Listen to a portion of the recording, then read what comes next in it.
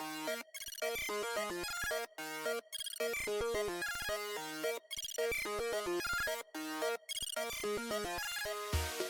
hello, dear listeners, and welcome back to another episode of the Reforming Nerdom podcast. I am one of your hosts, George Cecile, and I am joined, as is often the case, by the one and only P. Nate, aka Pastor Nate, aka Nathaniel P. Wright. Nate, how are you? Doing great, Jordan. How are you? You know what? I'm doing pretty good. We're also joined by the other of the trio, the last of the three amigos, the last one of and us, only, as it the were. last. Oh, and we might get to the last of us. Well, nice segue there, Ben. Ben Jammin, aka Ben of the Cloth, aka Pastor Ben Emery. Ben, how are you doing? Doing pretty well. We Nate and I just finished our first softball game together last night. We crushed the competition, which included I think potentially one of our Discord members. Nate That is true. thought he recognized.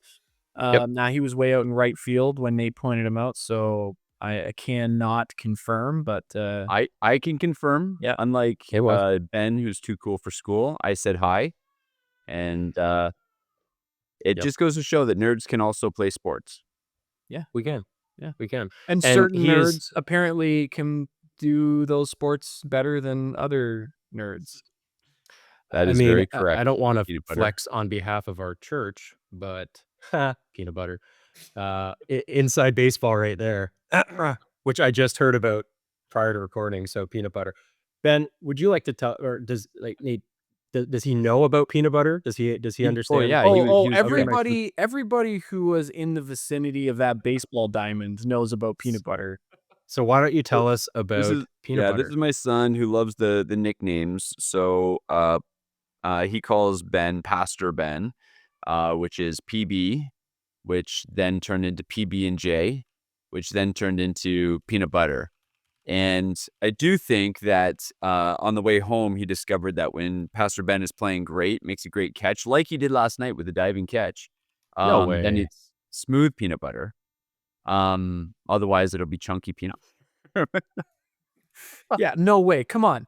Ended the game with a nice diving grab to double the guy off at first to get Beautiful. the last two outs of the game.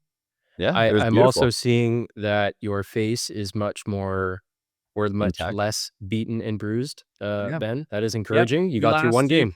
We lasted like 1,000% more innings than last year already after one night. So I'm proud of the Crossroads team going out there and just like crushing the competition. I like that. Fair. Was this week one for you guys? it think was so. week 2, but Nate and I both missed week 1 because we had an elders meeting. And how did the team do that first night? I think they won one and then ran out of time for game 2, so they couldn't officially finish that one. Okay. Yeah. So Yeah. Well, very cool. Yeah, If you're looking for a sure thing, like the racehorse that has the extra pep in his step or whatever, Crossroads A team is rolling on all cylinders this year. If you're bet on if it. you're betting Nan in the Southwestern Ontario Church slow pitch co-ed rec league. Yeah, which we know many of you are. Yeah, exactly. Yeah. Yeah, there's going to be a live feed starting next week for all those listeners. I'll maybe go there and be the color commentary. Yeah. Also, And, Jordan, I wanted to take a minute to update you on Nate and I's Survivor pool. Great. rough. Would rough. love to. You're super into this. Hit But me. Nate is currently completely out of players. And before, I don't know, we're at like top 7 or something, and he already is just completely out of the game. I'm pretty sure the Wrights are mathematically incapable of catching Team Emery at this point, even with like 5 weeks left in the season. So we're already planning. What our order at the keg is going to be, and Nice. Yeah. Is there a winner? Is there a prize for the number one, or is it only a couples competition? It's just bragging rights, I think. that's I mean, at least that's what it was last season.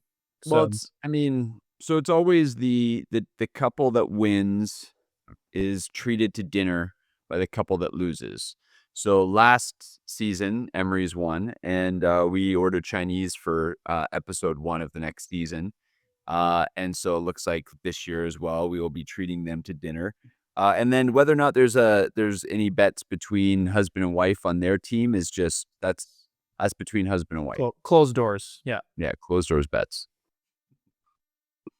I still find it hard to believe that this is like a thing that you guys really do and you still watch it. Well.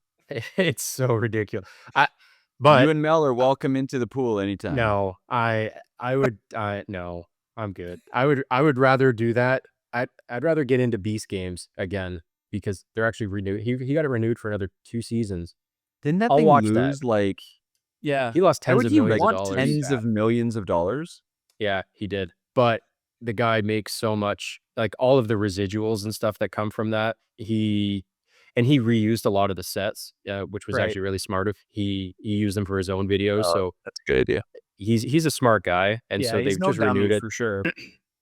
So yeah, no, he did a lot of really good stuff there, but Do that's you know whatever happened to the lawsuit? There was a lawsuit about because some of the games were fairly psychological.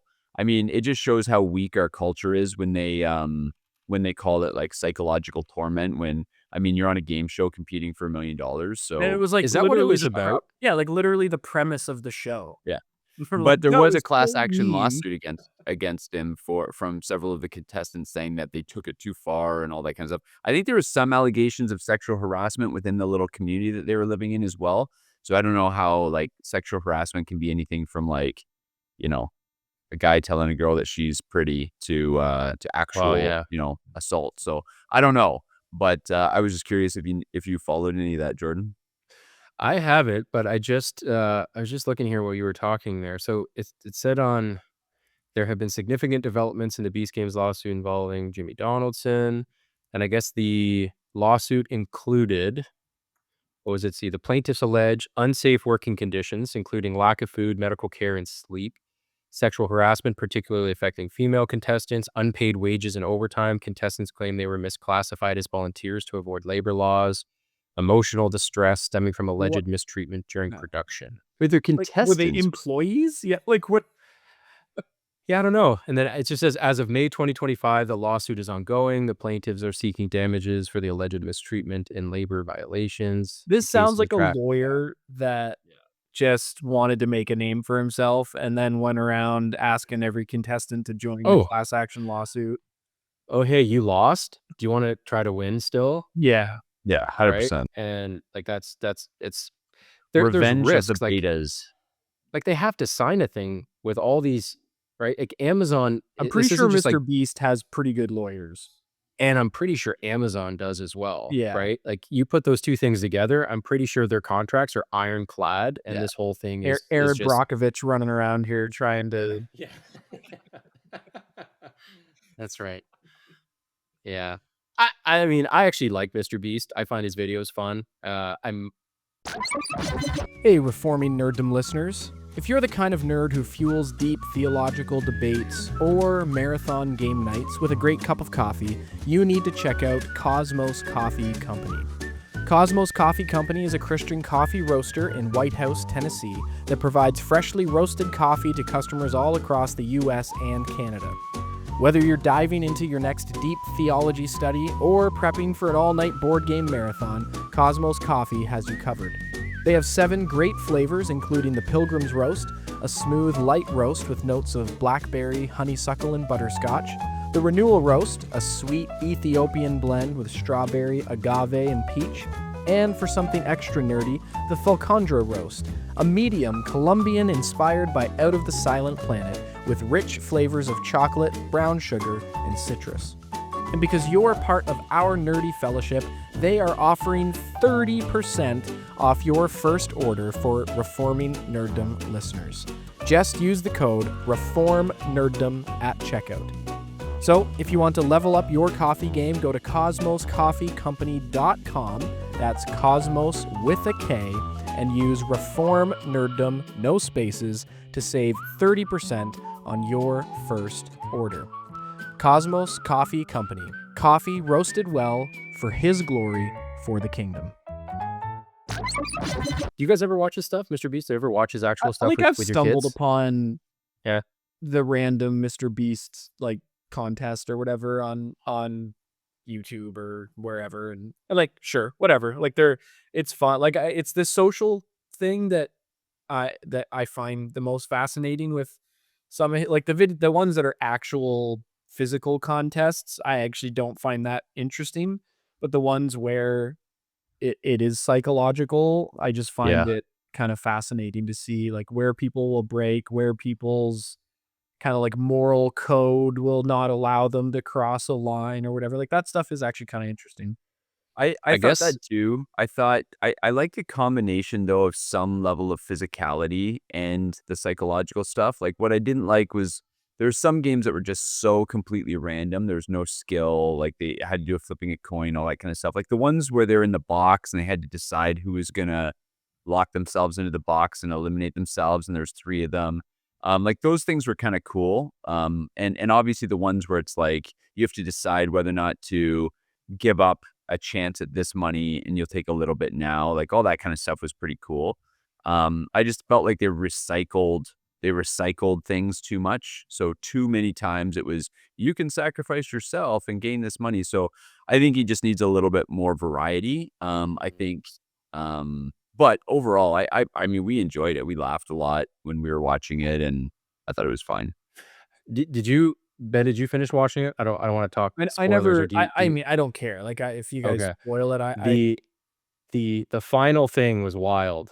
How it came down to it was between a guy and a girl, and she had to put what was it like the actual check or something? I can't remember exactly. In a You had to put the briefcase, and then there $10,000 was check into a briefcase. a table, like a circular thing with all these briefcases, and she could put it anywhere and then rotate it, and he had to go and pick a briefcase, and he on the very first one, and so the whole thing was trying to read her, and he was trying to allow him and what he knows of her because they've gotten to know each other quite well during the whole thing. it's like a And battle of wits.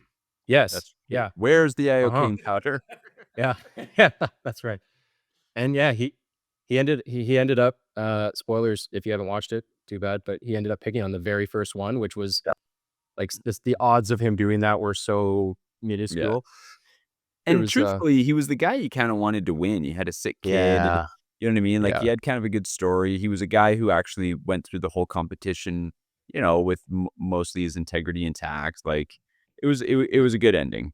The one guy that really annoyed me was the Christian guy, Yeah, if the you know preacher him, who dude. was I super know. loud, and he was Yeah, but they're it always the so worst. obnoxious. Yeah. He was so obnoxious, and Yeah. I don't know if he was really that or if it was just a character that he was playing for the show, but Yeah, I'm not sure. I found him to be annoying. But yeah, I don't know. Mr. Beast was fun. Would you guys ever?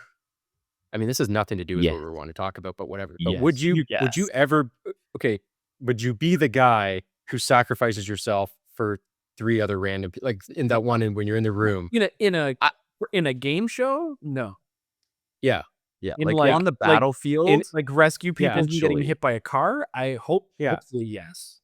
in the setting of hey, we need one person to bow out of this game so the 3 others No. can continue. I you would be just that guy? not sign up for the game show.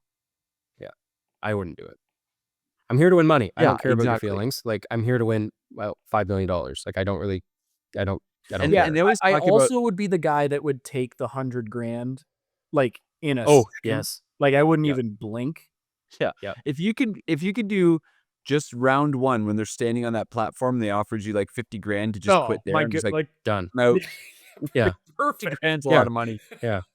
I 'Cause forget, somebody was just like, half of that is tax. I'm like, $25,000 is still a lot of money. Oh, yeah. Yeah. Yeah. Well, if ever we're in that position, I don't foresee that happening. So if any of our listeners ever get onto Mr. Beast and you see me beside you on that platform, just know I am pressing that button so yeah. fast. You'll get to the next round quick. Speaking of TV, Ben, where are you at with Andor season 2? What Uh, episode are you at? I finished the second set of 3, so I finished episode 6. Okay. Yep. And then I watched a little bit of episode 7 last night before my eyes got a little too sleepy. Nate, have you been watching any of it? Well, unfortunately for my nerding adventures, the Edmonton Oilers are playing fantastic in the playoffs. And so every Yeah. time I've gone to watch Andor, the Oilers are playing, or I'm too tired from staying up and watching the Oilers the night before. So I get it. yeah, So have you started it yet? I have. Yes. Okay. I'm about halfway through season 1. Okay. All right. So we won't get into spoilers, but Ben, as we're going to be doing a season 2 review, and listeners, we're actually, hopefully, the plan right now is to have Brent Boffman of Boffman Bricks join us to talk about it. Who we know was So a what big would season 1 fan. Yep. So what would you say currently? Not even like as a part 1 to that, but just as like a teaser. What are your Yeah. general thoughts so far? Well, I mean, we talked about it just a teeny bit at the end of last week's episode because I was only, I think, on episode 2 or 3 at that point. I did not enjoy the first arc that much, like that first 3 episode arc. I don't know. I just found it kind of uninspiring. The second one I have enjoyed immensely more. And from everything I've seen some spoilers and stuff, and so it does look like it's gonna get even better. So like I'm happy with it, but I don't know. I wouldn't say it's like my favorite Star Wars content I've ever seen. Like some people seem There, to be acting like it is. yeah. I mean, it's really good. Um, I think part of like my problem with season 2, like I would say largely I'm really enjoying season 2, but I think one of the things that is taking making me wish I was more invested in the other Star Wars content was I feel like there's a lot of stuff here that if you're not watching Rebels, if you haven't watched some of the other stuff, you're missing stuff because I've gone and listened to some other people review it who have been going kind of block by block and doing reviews of it, and they're talking about things. It's like I never would have known that, and Yeah. that's like really interesting. Yeah, and Like I even as a guy who, like, I have watched Rebels, I've watched it again with my kids. I've watched, like, a good portion of Clone Wars, and there's even stuff that's, where I'm like, I'm even feeling a little bit lost in season 2. Okay. Yeah.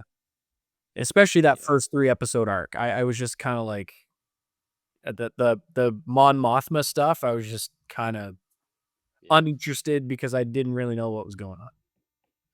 And now it gets better, Yeah, it does, it with definitely gets better. her, and it's, the thing that I really like is that, nobody is safe. There's, like, actual stakes in the show So there with is, but the problem is we all like it's a prequel, so it feels like to there's stakes, but there's 0 stakes. That's true. I guess, like, for me watching it, because I don't remember Rogue One that well, Yeah, and I but don't wanna go back and watch it. Andor's in it. Yeah, and I know much about that, but there's, like, even mentions in one of the reviews, they're like, "Oh, this person, well, they're not gonna make it." It's like, "Oh, shoot. I didn't actually know that," and I'm guessing I don't know if that's in Rogue One and perhaps that's mentioned there or if it Yeah, I was in don't know. Rebels or something, but there's, like, a character who doesn't make it, and they were talking as if that's just, like, a given. I was like, "Oh, no. I did not know that." So, anyways, there is a part in it which kind of leads us into the conversation that we were actually wanting to have, which is just talking about, uh, when is content no longer appropriate to watch? Because there is a part, and I can't remember, Ben, if you would have been there yet Yeah, in it it's in or episode 6, and it's and just it's like it's there, it's right? really And it bad. yeah, and so for listeners, like there's a scene in the show where two women kiss, Well, but and not j- so season 1, that also happened. Like, there's 2 lesbian characters, and it's been a while since I watched season 1. I'm quite certain that they have a kiss. And, like, but in season 2, it's not a kiss. It's like a yeah, full-on makeout yeah, session yeah, it's where, passionate, like, yeah, lengthy and like it's terrible. And I'm thankful that I was working while watching it, and so, like, I kinda looked up when, like, it went quiet, and then I saw, like, I just think the tail end of it. It's like, are you kidding me? Because there was already a part in season 2 that made it so that I won't be able to watch this with my kids, and I think, Ben, you would agree. Yeah. Like, there's a thing that happens, and it's like, "Okay, well, this is off limits until my kids are, I don't know, 15?" I'm not even sure what age Yeah. that conversation would be appropriate, really. But now it's like, absolutely, so now it brings up the question, it's like, is that the type of thing that we should even be watching? Because the reason that even brought this up to or brought this to mind for me this week was, the new Grand Theft Auto trailer came out for the game, which, it released last week. They announced that the game's delayed, and they just released this really, just like a story trailer, just kinda teasing people because it's coming out next year, but it it was hard for Is me it to watch it. actually coming out next year? They say it is. It was supposed to come out this fall. They've delayed it until May of 2026. And hasn't that Um been like a meme joke for a long Oh, time? yeah. I Like mean, they GTA haven't 6 is released coming out next year for the last 10 years kind of thing? GTA 5 came out on PS3. Yeah. So they haven't released a Grand Theft Auto game in, like, a full console generation and more than Plus. halfway through a Yeah. second console generation, but what makes the game PS4 was what, impressive. like 2014, I don't remember the 13, year it came out. 14? Console cycles are usually, yeah, when did PS4 come out? I'm trying to think of when PS4 was in 2013. Yeah. And so GTA It's been like at 5. least 12 years. Oh, yeah. And so, but this game is huge. And so for anybody, listeners who are into video games, I mean, it needs no explaining that Grand Theft Auto is the biggest video game franchise in the world. I mean, maybe not total number of units, because I think when I was actually looking at it, like Minecraft, Tetris, I think are like the ones that have actually sold the most overall units Yeah. of I video mean, like games. my But grandma played Tetris on her Game Boy. yeah, that's right. So, And but in terms of like a store, like a standalone kind of game, like GTA, Grand Theft Auto over the years, all the different iterations of it, it's gigantic. So anybody knows about it, and they know that Rockstar, the game's developer, is the pinnacle of video game development. Like they do the best yeah, Red motion Dead. capture. Yeah. Like they do the best story, they do the best graphics, the details, like everything is to such a high level. It's just the problem with it is, the games now push what is morally acceptable, I think, for a Christian to be able to consume. So I guess, like, that's the thing that I'd be curious to hear from you guys is, as we think about a game like this, like, my desire to play that game is massive because, like, I love technology, I love video games, I appreciate what they're doing graphically because there's details in it that are unheard of. Like, I've watched some videos where they're going through and talking about the technical achievements of this game so far, and like, a guy moves his arm and you see the muscles moving properly. Like, it actually shows the shadows of the arm based on the muscles, how they would actually be moving. It's like, you just don't see that. Like, that's a level of detail, and their world building and the actual map that they build and all the things you can do in the world. It's so impressive, but yet you can go and have sex with a prostitute, and it will, like, that okay, so that's, off limits. So it's just so I think the question that I'd be curious to get your guys' thoughts on is, like, so for you, like, where how do you draw that line in terms of what is appropriate? Because Ben, you and I, we just watched that show. I kept watching the show after that, hoping that there weren't gonna be more lesbian kisses. Thankfully, so far, at least, there haven't. But, I mean, should that for us be a make or break on a show? Or is that because that's even a thing that I just wrestle with, because I think there's Christian liberty where we need to be mature enough to see something and not have it obviously cause us to go to sin, but then we also don't wanna celebrate and just consume things that are appropriate. So I'd be curious, you guys being pastors, like, how would you guys think about that? Yeah, it's a multi-layered conversation. Some of it is really easy, and some of it is, there's nuance and there's all the things, but, um, like, the really easy ones, I think we would all agree on, right? It's just like nudity. Nope. Right. You can't fake nudity. Yeah. Like it's not, there's, it's not, violence depicted in a video game or a movie or whatever is pretend, right? Nobody's actually being murdered. But like nudity is flesh being exposed that shouldn't be exposed, whether it's acting or not. So that one's really easy. But then you get into like, okay, so there's a lesbian kiss. All right, well, I'm Also can't be faked. also exactly also can't be faked, and so it's like, all right, you know, is this a single moment in the show, or is this something that like the show is based around and it's going to come back over and over again and you're going to be, exposed to this nonstop kind of thing? Like there's levels of everything, but I have very few hard and fast rules in these areas other than like nudity and like sexual, like explicit sexual content.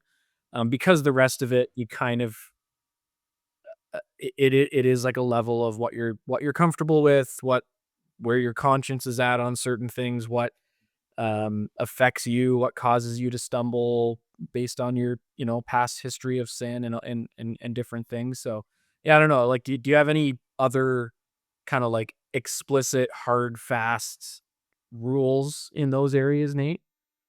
I mean, my answer would be very similar to yours. I think nudity's always been the hard stop because of the inability to fake that, right? It's now it's interesting when you start thinking about CGI imaging and video games and all that kind of stuff. It's not an actual person, it's not an actual woman. But I think still for like motion capture and all that kind of stuff, this stuff had to have been there at some point. That's still in my mind a hard stop. So we could come back around to the actual GTA conversation because there's some interesting things we could talk about there. But in terms of the other hard fast stop, like similarly, I would be for homosexual content, lesbian content. It would be the same sort of thing. Like, do you remember at the end of whatever Star Wars it was, one of the more recent Yeah, yeah. trilogies? There was at the end, everybody's Episode celebrating. There's 9. these Yeah. these quick successions and stuff like that. Like that to me is not like the hard stop. You can't watch any of that movie. I obviously haven't seen this one in Andor. Maybe that one is just because of the nature of it. So like, Hollywood always has the choice, whoever's doing it has the choice of like what they show and what they don't show. And I actually think whether you're trying to depict romance and sexuality or trying to like fear or like a scary moment, I think it's always more artistic and better to not show the thing than show the thing. And so obviously in that moment, they could have done a million things, right? If they wanted to have those characters, which I would actually be against anyway, to show them like move towards each other and then cut off, they could have easily done that, but they chose not to, right? They chose to actually, and what's interesting about that is like, I can't think of anything else in Star Wars where even a guy and a girl make out, right? Yeah. Like I haven't seen the scene yet, but like, I mean, they do have a brother and sister make out in episode 5, I guess. even that though is like a peck compared to, and yeah, Pretty mild, yeah. yeah. But but you know what I mean? So I think for me, there's something about, and I know this is subjective, so it's hard to call something a hard line when it's subjective, but like, what's the glory here? Like, what are they glorying in? Yeah. So I don't mind violence in movies, right? Because as you said, it could be faked, but like the Saw movies for me were a hard stop. Yeah. And I don't know what else was in there. There's probably nudity and stuff in there, but just the concept of it was off limits to me because again, they're glorying in the violence, they're glorying in the gore. A lot of times, obviously in pornography, they're glorying in the fornication, in things like, honestly, like hard stop for me, like things like Will and Grace, right? They're glorying in the homosexuality, Yeah, like the right? whole premise The whole of the premise, show. right? Yeah. So for me, it's like what are they glorying in here?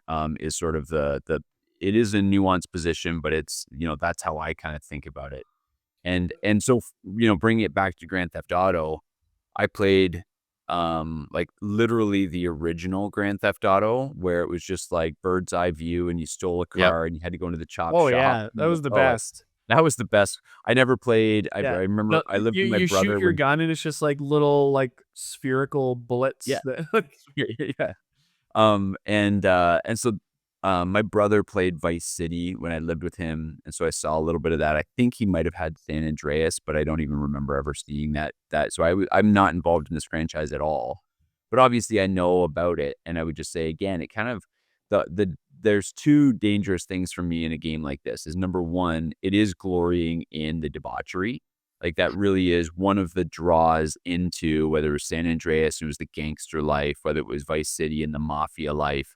There is something that's drawing people into a life of crime and debauchery that they don't get to experience otherwise. That's a danger. And then obviously the other problem with this is like you could have somebody who says, "Well, yeah, I just choose not to sleep with the prostitutes in the video game or whatever." And I think, yeah, I it doesn't make it okay, right? You're still it's sort of like well, I watch Game of Thrones, but I fast forward through all the gratuitous sex stuff. I think that's a hard line Christians have to draw a line somewhere, and I think this game's off limits. I agree. Generally speaking, for the GTA stuff, I have a question for both of you. So you've both played, whether it's Grand Theft Auto or Red Dead or like Mass Effect or KOTOR, any of those like choose your adventure style games where you basically can choose to like walk the path of the good guy or walk the path of the bad guy. Like, what do you have any sort of moral stance on, like, you should be the good guy kind of thing? Or before you even answer that, like, what do you usually do? Like, do you have a typical, like, I always be the good guy, or Honestly, almost always, like, even with the Mass Effect stuff, I almost always end up because a lot of times you unlock different powers and stuff if you go down the path one way or the other and you unlock different choices and stuff. And I was always the guy who never had that path unlocked because I literally just made decisions that I would make in the time. And sometimes I thought it was the right decision was to shoot the guy in the face. And Yeah. sometimes it was the right decision to like, go back in and save the kid or whatever. So I always ended up being somewhere in the middle. I don't think that there's anything necessarily wrong with choosing the bad guy, path. I don't think that that's like inherently you participating in evil or anything like that.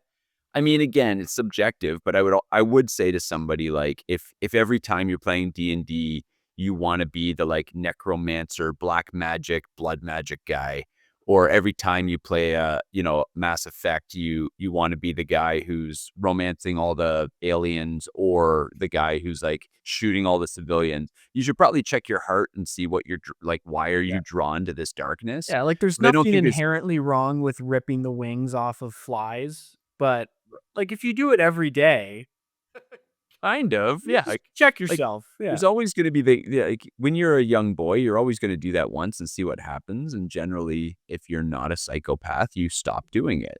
Mhm. Like, it's interesting how I think it can be as simple, and this is something, I mean, I think my flesh doesn't wanna hear, but, I mean, I think it's just the reality of, like, would you be okay with Jesus sitting beside you watching or Jesus, playing that thing? Like, Jesus, I Jukas, Jordan. no, but it's like and that's where, I mean, like, Grand Theft Auto, where I know in GTA 5, it's, like, there's a mission in it where, like, the cutscene is just they're filming an actual porno. And you like see it happening, and like there's no way you can justify that or get around that and explain that away. And And honestly, again, pastorally, one of the things that I often do to help young men who are struggling with pornography in terms of theologically helping them is it was John Piper who said that every sin can find its root in unbelief somewhere. And so when you are tempted, when you are alone, when nobody's around, it actually shows a lack of belief in the omnipresence of God. And so as corny as it is, there is a reason WWJD was sort of a thing there. It's like, yeah, like I do think that that's a helpful thought because there are certain things, and that's why it sounds subjective when I say what is it glorying in. But I mean, I think it's a question that we all kind of know. If you have the Holy Spirit, right, their conviction of sin, when you're sitting there and enjoying something you shouldn't. Yeah. Yeah, it seems it's hard though, I think, to have a hard and fast because I mean, I think all of us will watch movies that have inappropriate language in it, and scripture says so clearly, like for us not to have that or to speak with unpure or impure language and filthy talk. So I guess how do you guys then justify certain things that, because you're going to have those Christians who would just say, oh, it has the swear word in it, like off limits. The You can't, one, the right? swear word. Like, yeah, like you can't even have one. You can't, if there's a girl in a bathing suit, like turn it off. So I guess like for people who are watching this, young guys, right? Young guys who are listening to this, like is there a way, or is this just a matter of maturing as a Christian and living in a fallen world and developing ways of not allowing those sinful thoughts to, take hold of us and to capture us versus us having mastery over them? Like, or how would you guys understand that or disciple somebody in that? Yeah, so I think that it's ridiculous to do the whole like there's a girl in a bathing suit in that show and therefore I'm not going to watch it, right? I mean, you can't by that you can't take your family to the beach, you can't go to the mall in the summertime, right? You can't, right? You can't go to a park in the summertime. You can't go to some churches in the summertime. And so I think that there is a balance here in terms of you do have to have mastery over yourself in such a way that a girl in a bathing suit doesn't trigger you. If it it's I remember reading AA's kind of official statement at one point, a couple years after it had got up, and the question was, should alcoholics take wine for communion? This is like literally 2 years after AA started. And they had this really actually good statement because AA, as much as it's become a secular trash heap now, was actually started by Christians. And I think they were faulty from the beginning, but they were solid people nonetheless. And they said, anybody who is going to drink a thimble of wine and relapse was going to relapse anyway. And there is this sort of idea that, let nothing master you. I think you do have to have self-control in certain areas. And I think that language is one of those things. Like the Bible doesn't say thou shalt not use the sh word, right? The, in fact, there's some explicit language in scripture and it's used appropriately. It's not used in a way that draws out lust in people or whatever. But I mean, you read Ezekiel, you read some passages, there's some pretty explicit stuff that's mentioned. Paul himself uses pretty explicit language when he's telling the Judaizers to cut themselves off. He uses some pretty explicit language in a lot of different areas. So I think it's not so much again, it comes back to what is it glorying in? Now, we are commanded not to take the Lord's name in vain. I think that's actually something where I would be far more prone to put a hard line on a show where they're continually using the Lord's name in vain than if they're using sort of arbitrary, culturally made up swear words. But I do think that you need to cultivate enough self-control that it's not like I remember. Well, I won't go into that story, but one of the things I will say though is we have to think consistently. So if we are talking, we've talked a lot on this show about like if you don't want to see woke garbage, then put your money, behind things that aren't woke garbage and don't support things that are woke garbage. I think the same thing is true with all of this. Like if you don't want to see your beloved shows like The Last of Us, riddled with pornographic scenes that you cannot watch, then don't watch Last of Us. Like don't support it. Put your money where you want to see more content. So I think we're pretty good at like the boycotting the thing with the gay Disney princess, but Christians aren't as good about not giving their money to things because it's just that one scene and you can fast forward it. So I just think Christians need to think consistently about this. If we're saying don't put your money behind things that you don't want to see, then that applies broadly.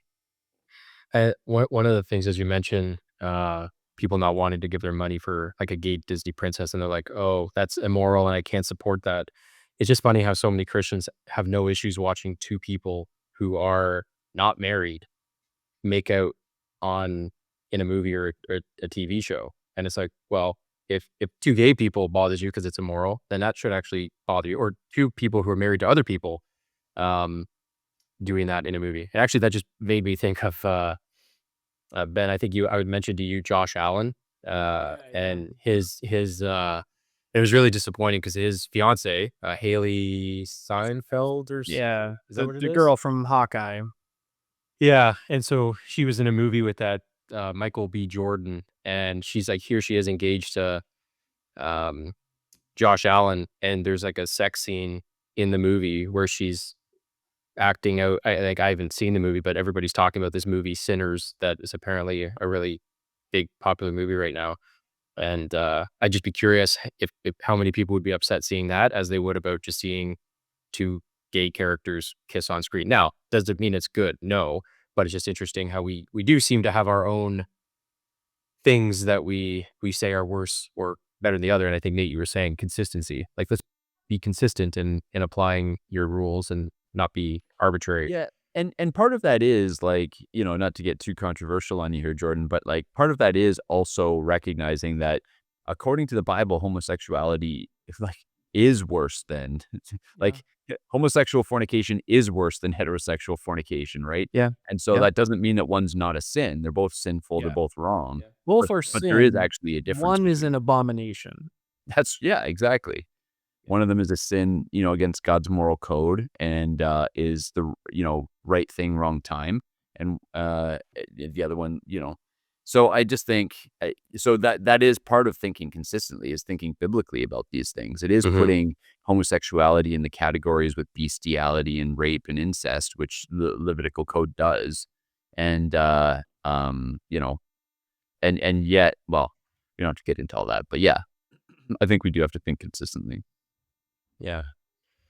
Is there anything, or I guess, can you guys think of something somewhat recently that you've had to make that decision to walk away from because it pushed a boundary that you weren't comfortable with? Is there anything that comes to mind for you guys? Movies, TV, book, anything like that?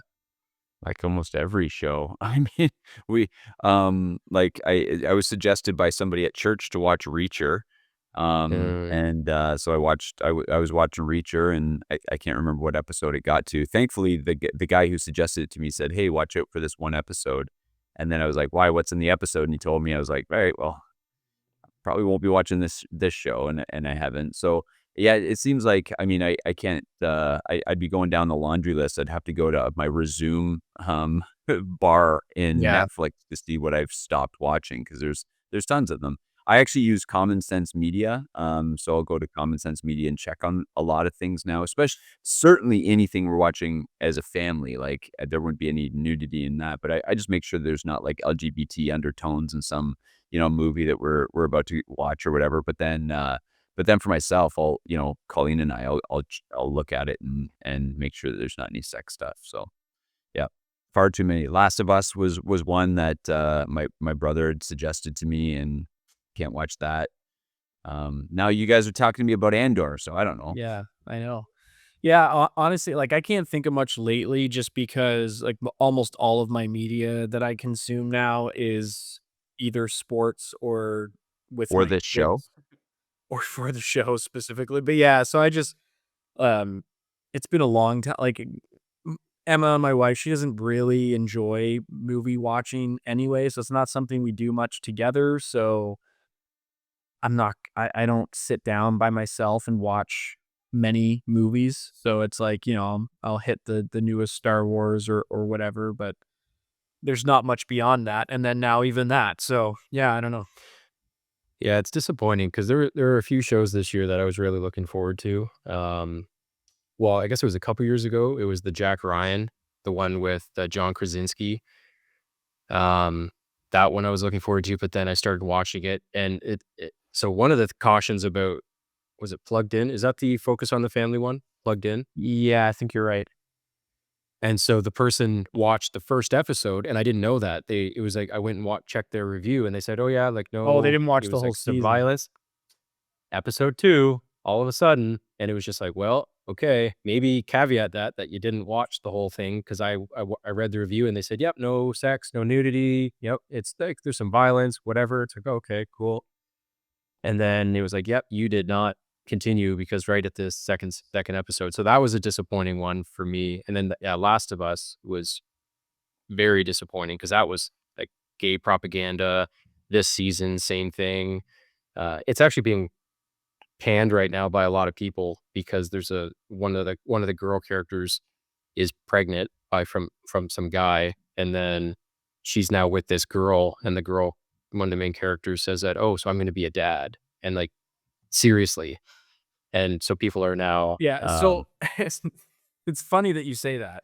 So I haven't I never played the Last of Us game. I haven't really followed this show or anything, but for whatever reason, like my feed thinks I care about it, and so I'm getting a ton of like memes about this girl who people are basically like comparing her face to a potato, yeah, which I thought was a little bit harsh. But then I found out that she's like a they them oh who yeah, thinks yep. he's pregnant and gonna be a father, and I was just like, "Ah, I don't know. It's not, maybe not as harsh as I thought it was at first." Yeah. No, they've creator of Last of Us, his name's Neil Druckmann, and he's a brilliant video game director. He really is. Like the guy makes he did, I think it was one of or a couple of the last or the Uncharted games, and those were just amazing. Some of Oh, my they are favorite great. games. And he was responsible, like largely involved or heavily involved in that. He then took over and did The Last of Us, but now he's also the showrunner. And he is as woke and immoral a guy as you're gonna find, and he's just doing everything he can to screw with What's his name? just Neil Druckmann. Neil Druckmann. Neil Druckmann, yeah, and I mean, and people were like upset because the girl they cast, like I don't want to be mean, but she's like not an attractive girl. Yeah, She's kind of hence the potato comparison. yeah, she's kind of funny looking, and she's like trying to actively not look feminine, so it makes her look even weirder. And like, but the girl in the Ellie in the game, she was an attractive girl, and so there's just it's like, why wouldn't you hire these other actresses who look pretty similar to her? And it just seems like again our culture's desire to destroy feminine beauty and blur the line of genders, and now you're having a girl saying she's going to be a dad, like not like absolutely seriously, like she's meaning it, like, oh, I'm going to be a dad now.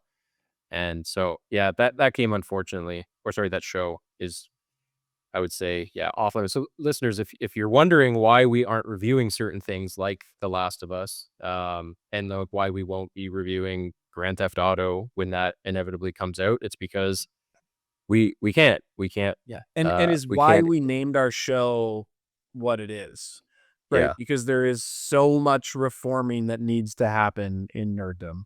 Yeah, that's right. yeah, It's reforming nerddom, not celebrating nerddom.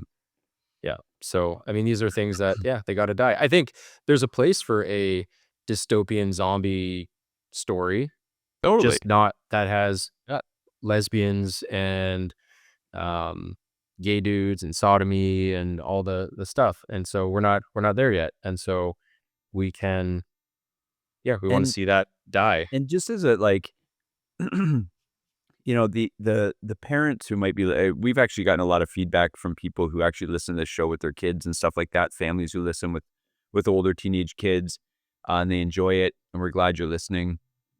One of the things I would just say is like, you know, we've seen a shift in theology in churches surrounding the whole affirming LGBT stuff. And primarily that hasn't been an exegetical shift, right? That hasn't been a shift because people are reinterpreting these passages of scripture that the church has been clear on for so many years. It's been a cultural shift. It's because the guy and his wife who believe homosexuality is a sin because they believe the Bible is true, but have been watching Will and Grace with their kids, for dinner time, dinner in front of the TV instead of doing family worship. They're getting catechized by Modern Family. And then they wonder, and then all of a sudden, they wonder why they're their kids are okay with it and why they're raising their kids and why their grandkids suddenly are struggling with pronouns and gender stuff. Yeah. It's like, this is part of it. Like, stories are powerful. This is why we care about reforming this stuff. Yeah, it's been the other way around. Like, I would say the exegesis has changed to accommodate for where people have landed because of their, being indoctrinated by media, right? Culture. So they're like, well, Yeah, we have to find a new way to interpret these that's right. very, very basic passages of scripture. Exactly. Yeah. Yeah. And I think for most, I would say, and I mean, I'm not a pastor, but in my experience being around a lot of young guys doing youth ministry and young adult stuff, if you're having to ask like for most guys, if you're asking the question of is it appropriate or not, it likely isn't, and you probably shouldn't, because most guys who are unable to discern whether something is good or not is probably because you have not strengthened your spiritual ability of discernment to be able to know. So it's like you probably shouldn't, even if let's say the three of us could perhaps sit down and read a book that has some more colorful language in it, let's say, I might not give that to a younger Christian because it's like, I don't think you're ready there yet because you're having to develop your own ability to discern, is this even appropriate, and not have it tempt you into sin yourself. Yeah, I think people are way like lean way too close on the side of allowing too much too soon for their young children, and I would even say for um like you say, like teens and young adults and stuff. I just think people like get to, they're like, oh, like they're 16 and now it's basically just, you know every man for himself. And like, man, that age should probably be closer to like 25 than 16. Like, young men are so dumb. They don't know.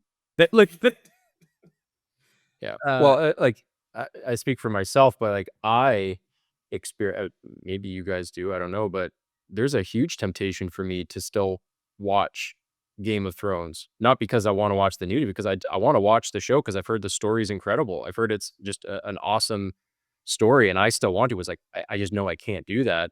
So I think about younger guys who haven't been believers as long, who are not as perhaps as mature, like, yeah, you're gonna fall. Like, you're not going to be able to watch that and have yeah. victory and not be tempted by it. Yeah, and I say young men especially just because like like you said, like young men think so highly of themselves. Just in terms of uh like you're invincible, you're Superman, and they just don't believe, they really don't believe that it will cause them to fall. Like Yeah, uh they're not being deceptive. Self-deceived, right? yeah, They're yeah, not going exactly. into Yeah, it like with I don't think ulterior they're motives. lying to you when they say, "Oh, like I can watch it and not sin." I think they really do think that. They're just foolish. That's right. Yeah.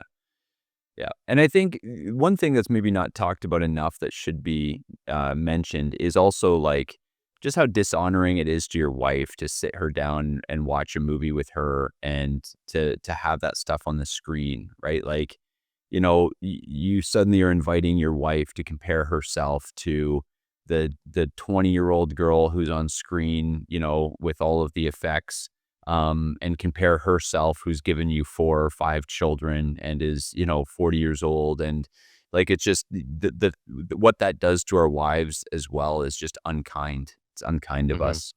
So, I think it's also important to even mention how, like, this isn't a uniquely a guy problem, because I've heard, um, through the grapevine or like Melissa has mentioned a couple times over the last number of years in the church, women talking about like a book that comes out, and they're like, "Oh, she's told like, "Hey, you should really read this book." It's like, it's not 50 Shades of Grey, which, I mean, that's pretty Yeah. clearly But wrong. it's 50 Shades of Amish Romance gray. And Oh, it's I is that a real category? Like, I 50 Shades of Barn Red.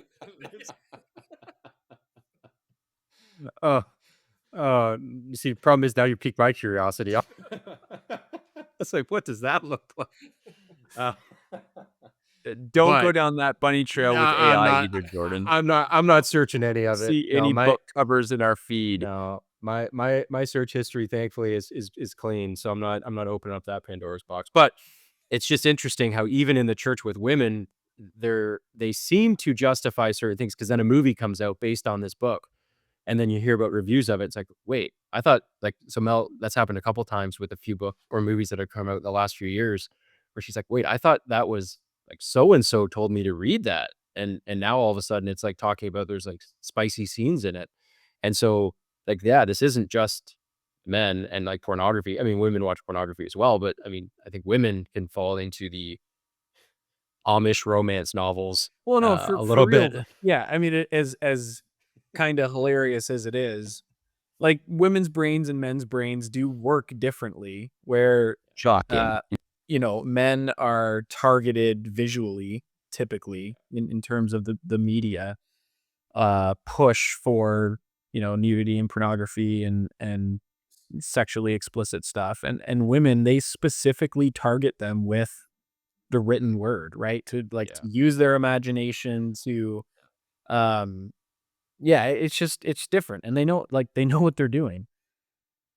Like there's a reason that 50 Shades of Grey was a book before it was a movie. Very popular book. Yeah. Yeah. Yeah, like a book that I saw on bedside tables that I will not mention, like just unbelievably so. Yeah. Yeah. Yeah. Well, I mean, this is why I guess part of what we're trying to do is we want to see this reformed, right? That's Totally.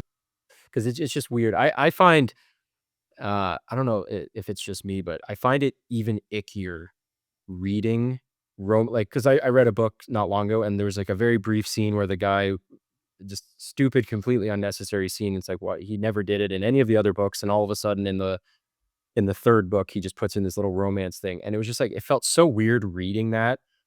And it was just like to think of a man sitting down and like writing that out just felt very strange to me that Yeah. it's like Well, honestly, Nate, I even said to you in the third in what's it called? Uh Stormlight. yeah, what's the third one? Words of Radiance? Or is that the Bringer. second one? Oathbringer. Oathbringer. It like in the very first chapter or two, it's like Dalinar, like the first two books, it was completely absent. Then all of a sudden in book 3, Dalinar's like making out with Ro- his wife and Roping Navani, like, making yeah, people like uncomfortable. caressing her and feeling every Yeah. curve, and I'm like, what am I reading? Like, where Uh, did this come from? And you're right, you Dalinar's just said hands are supposed to be too Sanderson. callous for this. Yeah. yeah. Look, you just can't imagine as a guy, like you say, like sitting down Yeah. and writing those words, like from that perspective, and I don't know, it just seems so. And I Yeah, do think icky so. is kind of the right word. Then this maybe just brings up a good way for us to wrap up our conversation in a maybe because we don't want to assume all our listeners are sitting here with us. Like some of them, maybe your lines are too far. Maybe you don't have lines. And what I always say to people who don't have lines is you'll never cross a line that you don't have. You'll always be okay with it. But we might also be listening, there might be some listeners who are still, they don't like it, but they're still, gripped by, pornography or whatever it is. And you guys are actually describing, I think, a very sound strategy for how to disentangle yourself from this temptation. There's all kinds of things. You need repentance and accountability and all the spiritual things. But one of the things I often say as well is just think about like disassociate yourself from what you're doing, right? Like when you're watching something or reading something, either way, like what you guys are doing with books is what guys too often don't do with visual images, right?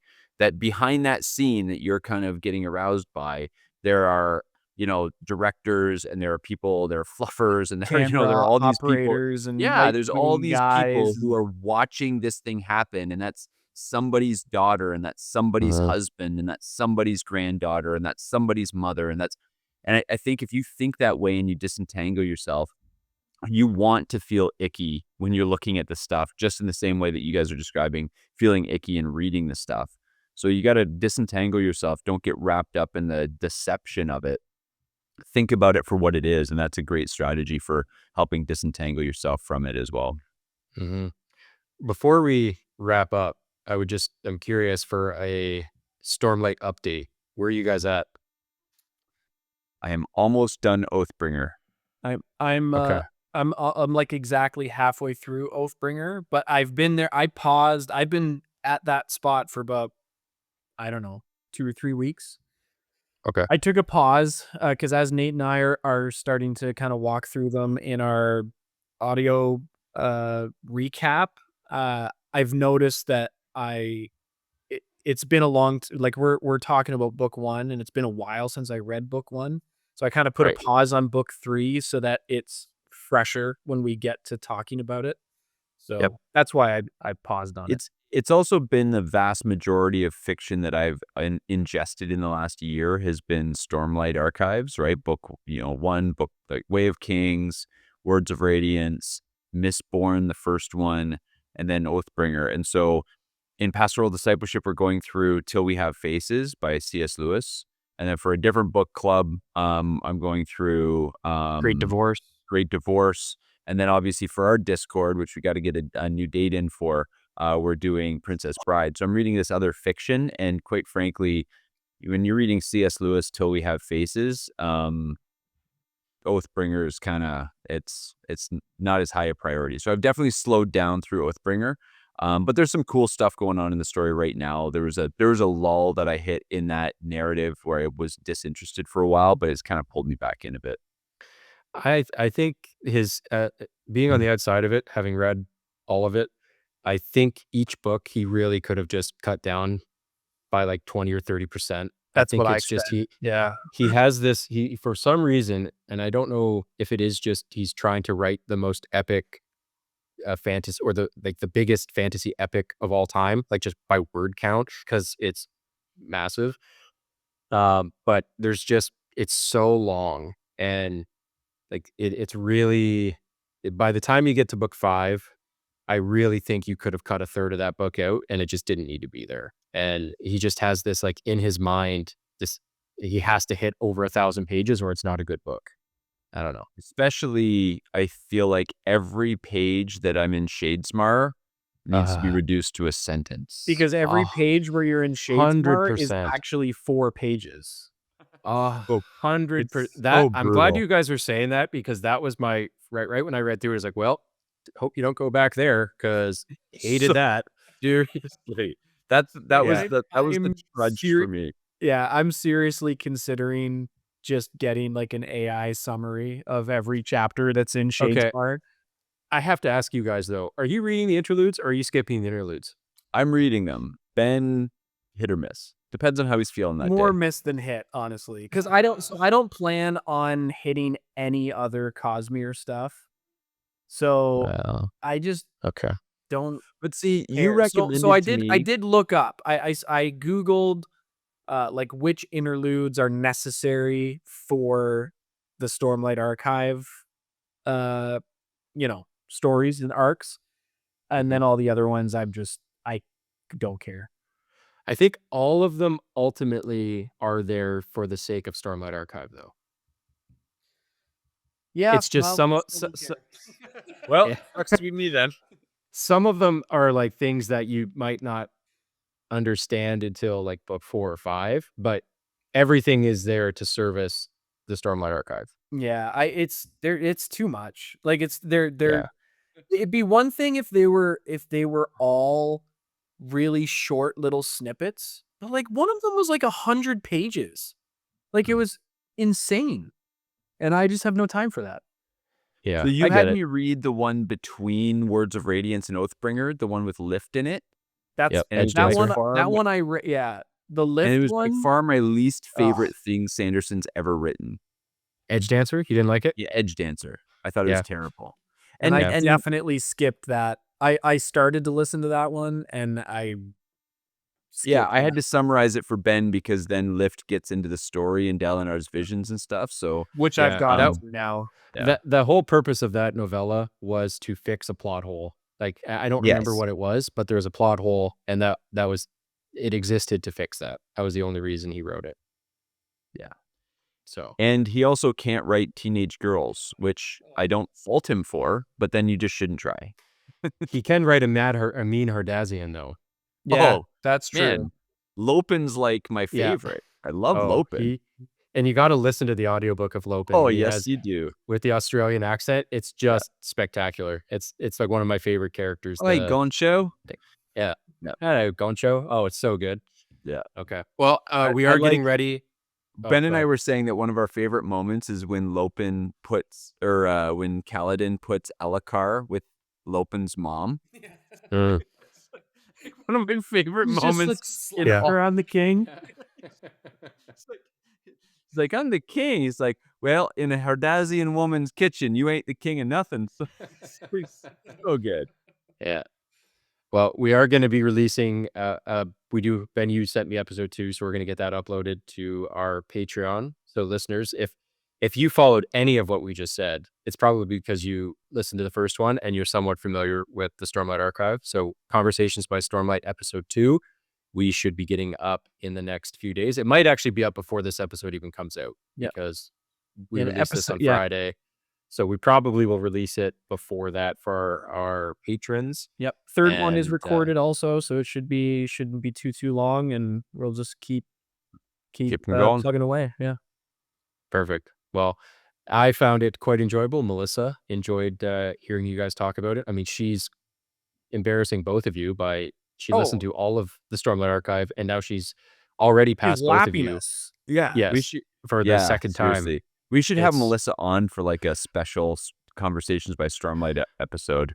She would be able to have a very fluent conversation in the Stormlight Archive, even though I think she doesn't think she could. But it's like, I don't think you listened to that series twice. Yeah, no, seriously, Ben and I can. she absolutely can. And she said the second time through now, there's so many. I mean, when you're reading a 1,200-page book, you're going to miss things. And so now there's details that she's understanding better, she said.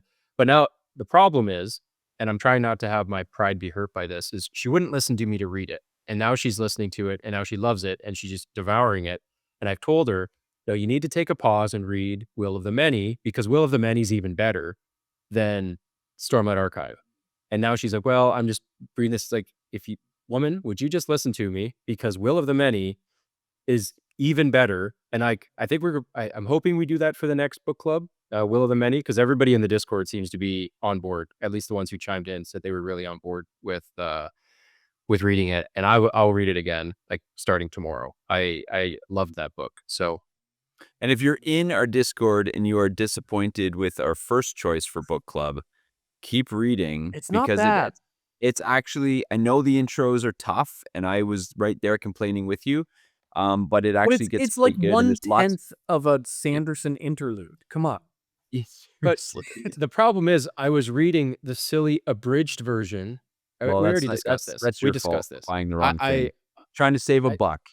It was from the library. I borrowed it from the ebook thing, and I was reading it, and it didn't say anything about abridged. It didn't say anything. All it said was that, hey, this is an abridged version of a fake book, and now I'm like reading the abridged version of an abridged version of a fake book. It's just, the whole thing is so silly. And Go watch but the movie. anyways, Go watch the yeah, I will see if I can find. You missed some cool stuff. Is it? I'm wondering, is the abridged just cutting out his commentary? Is that all it is? Maybe. I I don't don't know. I've never read the I don't have the abridged. I abridged just version. know it exists because I did look for it on Audible, and all Audible had was the abridged, because it was only like an hour and a half long on Audible. Yeah. So I was like, well, that's definitely not the full book. I was really hoping it was. Wrong. So, all right. Well, listeners, if you stuck around for all of this, thank you for joining us. If you have any feedback or comments, please leave a comment. And as always, if you have any positive feedback, please leave a comment. If you have any I don't negative want to hear feedback, negative stuff. you can send that to Nate at Yeah. Crossroads. Love it. Ingersoll.ca. You can. Let's make sure we give them the Go correct right one. there. But yeah, anyways, so if you are interested, listeners, in joining us over on Discord, we're having a lot of fun over there. And once we get a new date in the calendar, we're going to be starting our book club. People are already reading it, some enjoying it, some not enjoying it. But hopefully you will join us over there. We're I having think a lot of fun. everyone's enjoying it. That's I think it's gotten through to the other side of the introduction and got to where, chapter 4 or 5, where we're gonna talk. I mean, it makes way more sense as to where I'm at and how it is possibly halfway through the book already, that this is like an abridged version. I just had no idea. I just thought it was a short book, but Yeah. it seemed unlikely that it was that long. But anyways. Okay. Well, boys, as always, it was a pleasure. Listeners, thank you for joining us. Remember, you can find us on here on YouTube or on podcast services. And until next time, stay nerdy.